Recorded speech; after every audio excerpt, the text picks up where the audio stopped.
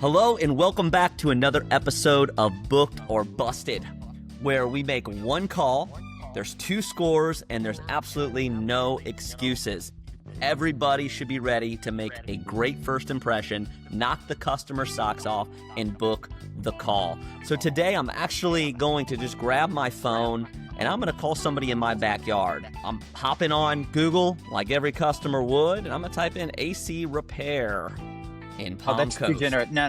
Do AC broken. Okay. Do AC broken. Yeah, let's see who we end up with. All right, AC broken. And it's in your backyard. It's currently 87. Feels like 108. Okay, 87 feels like 108. All right, so I'm going to call the first company that comes to the list here. Today, we're going to be calling Heating and Air Conditioning. They service the Palm Coast area, so here we go.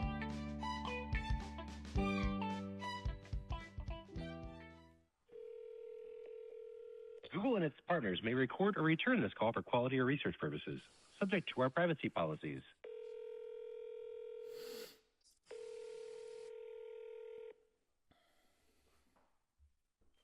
This call will be recorded for quality assurance purposes.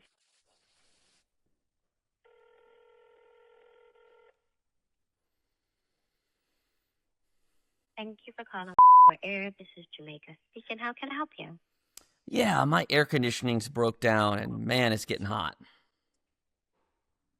Oh, I'm sorry about that. I can help you with that for sure. Have you ever used our services before? I don't think I have. No? Okay. Can I have your first and last name? Yeah, it's Corey, C-O-R-Y, and then Hutcherson, H-U-T-C-H-E-R-S-O-N. Okay. And can I have the address? Yep, it's 6. That's in Palm Coast, Florida.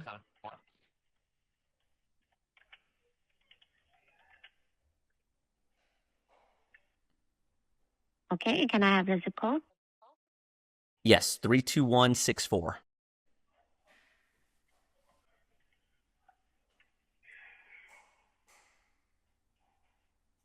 And can you spell for me? I believe I'm not spelling that right. Yeah, absolutely. Yes, it's K.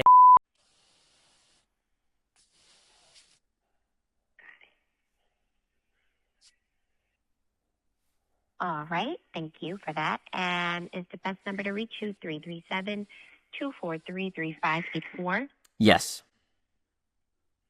All right. And you're the homeowner, correct? I am. All righty. Let me look at what we have for availability.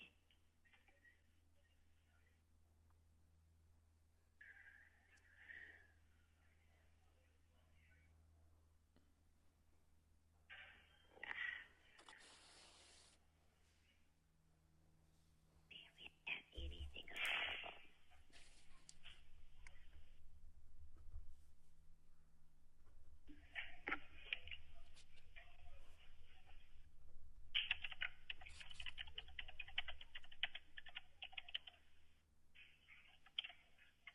I'm just going to reach out to dispatch and see if we have anything for today because my earliest I'm seeing is 8 a.m. tomorrow to 12. Okay. See if I can see anything today for you. Appreciate it. No problem.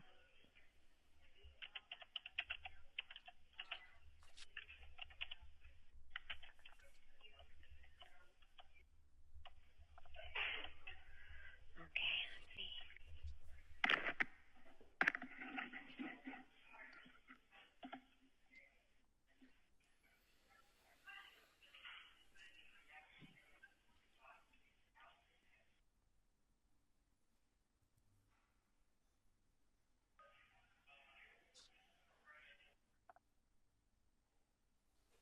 All right, she's checking now.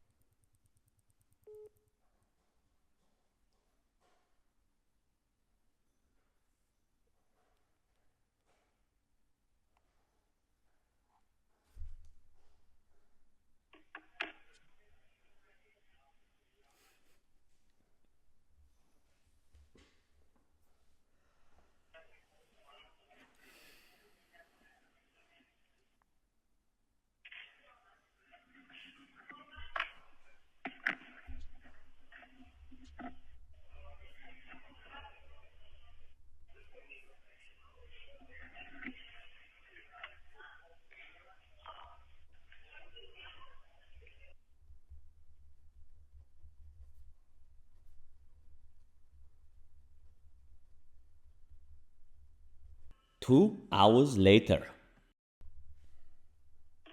Okay, great. Great. So I was able to find you a 12 to 4 today. A 12 to 4. Okay, so sometime in between 12 and 4, the technician will arrive? Yes, sir. Okay. Yes. That's great. All right, and let's see. This is the house, correct? Yes, it is a house. All righty.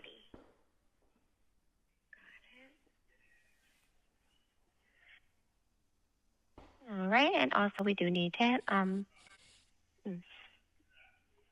to make voice confirmation with you.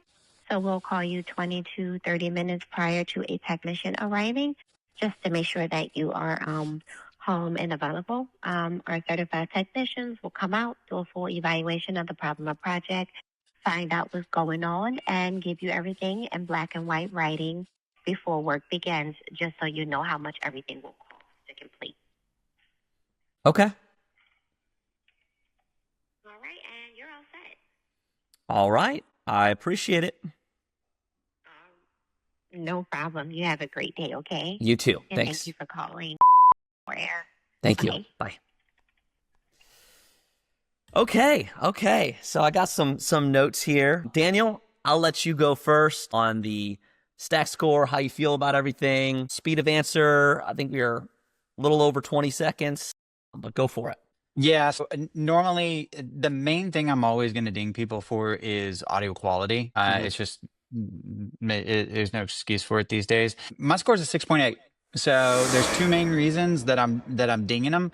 One, I like that was a Google lead. I like the Google leads a little bit cleaned up. They prompted us with the double call recording notification. You can create better call flow so that you don't have to ding your customer like that.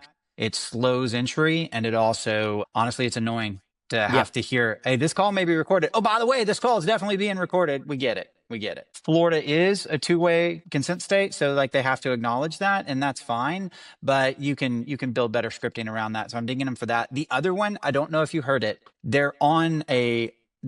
She was actually on a handset, and you heard it when she went to go look you up. She put that handset down on the desk. Did you hear the clang? And so This is why I love you, Daniel. This is why I love you. I call you the call center whisperer. You can just listen to a call and hear all this technical stuff going on that nobody else would.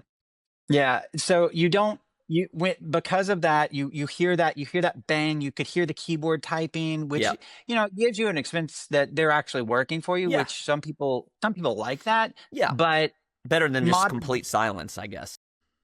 Which we had a lot of, but the modern handsets, it's an older system because modern handsets or a cheaper one, they have something called acoustic fencing. We wouldn't have heard her put it down. We also wouldn't have heard the other people in that call center environment typing and talking in the background. And we definitely heard a lot of that. Didn't give me a real sense of this person's only talking to me. I'm the only one that exists. It sounds like I'm talking to a big nameless faceless. That's why I'm giving a 6.8. Gotcha. So 6.8 on the tech stack score. Awesome, Daniel. That's great insights. I'm going to get into this. I'm going to talk about this, but we mentioned the dead air and how long it took for her to find an appointment. Hey, she got me in today, which is awesome. I'm very happy about that. What's your, just from the tech stack standpoint, do you have any input on that for how long she took to communicate with dispatch or why that may be? She was polling it. They were talking back and forth. So either she didn't have instantaneous visibility into the dispatch board, or she was trying to force you in because you called you were down, you said it was hot, and she was facilitating getting you on the book. So 12 to 4 window when you're calling at 11:40 isn't like that. Execution wise, that's not terrible, but and this is more your world than mine. I wish she would have engaged you more through that process if it possible, because honestly I would have let me call somebody else. Even though you're able to get out, you disconnected from me as the customer for too long. There could have been some small talk there for sure. I think being in the industry as long as I have and working in call centers, that's one thing I'm big on is dispatch communication. CSR and dispatch communication has to be tight and it has to be quick. Now, like you said, it could be that, hey, the dispatch board was packed out and she was really working hard to get me in, which I appreciate it. But, you know, it makes me wonder, what's their communication process like between CSR and dispatcher? Are they using, you know, a software where they're able I don't to... even think it's, yeah, well, and you're completely right, but I don't even think it's that complicated. Tell me, hey, you know, we're booked out, but let me see if I can get you in. Oh, you immediately just bought in with me. Yep. So like just communicate what you're doing as you're doing it goes a long way. Right. Oh, and what I was going to say, are they using a tool like Dispatch Pro or something similar to that? But what's going on there? But I just want to say to the listeners, man, make sure your CSR communication with your dispatchers is tight and it is quick. Another thing, Daniel, I got a flag is she did not ask the age of my system. So as much as I appreciate her working hard to get me out there today, I could have had a 3-year-old system, right?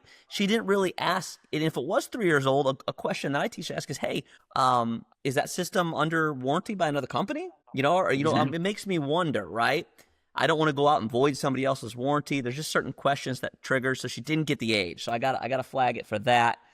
Just booking a call without getting the age is not a good thing. As much as I appreciate it because I'm hot, we're thinking about revenue here, though. She said sorry, so she showed empathy for my situation. Sorry is a very cliche word. I've said this before. I'd like to hear, oh no, that's not good. I hate to hear that. The customer's going to feel it more. You know, sorry is okay. She did reassure and say, hey, I can help with that. That's great. She was positive, friendly attitude. I did appreciate that. Like you said, and we already talked about the dead air, she did not really build value. She did set some expectations there at the end about what the tech's going to do.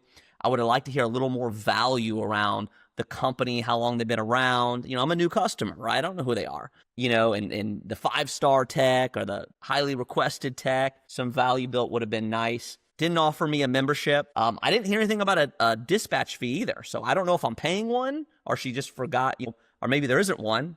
I don't know. And just the long wait. So Daniel, I'm going to give this, there was a lot of good to it. I'm going to go on and give this a 7.2. That still falls in the range of just booked, barely made it. The call's booked, but there was some stuff missing there that I would have liked to seen happen. So Daniel, you gave it a 6.8. I gave it a 7.2. Can you give me the average? 7 it is. We have a 7 on our Booked or Busted score for this episode. Thank you so much for tuning in, and we'll see you next time on another episode of Booked or Busted.